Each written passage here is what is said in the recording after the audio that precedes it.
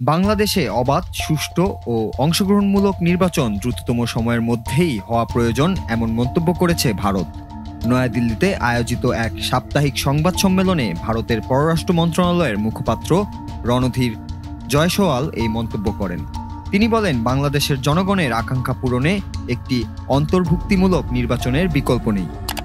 এই সময় সম্প্রতি প্রধান উপদেষ্টা ডক্টর মোহাম্মদ ইউনূসের একটি বক্তব্যের প্রতিক্রিয়ায় জয়সওয়াল বলেন, বাংলাদেশে অস্থিতিশীলতার জন্য ভারতের উপর দায় চাপানো প্রকৃত সমস্যাগুলো থেকে মনোযোগ সরানোর চেষ্টা মাত্র। রণধীর জয়সওয়ালের ভাষায়, যেহেতু বাংলাদেশ সরকারই উদ্বিগ্ন, সেক্ষেত্রে আইন শৃঙ্খলা রক্ষা ও সুশাসনের দায়িত্ব তাদের উপরই বর্তায়। বাইরের শক্তিকে দায়ী করে সমস্যার সমাধান হয় না, বরং এটি আসল ইস্যু এড়িয়ে চলার কৌশল মাত্র।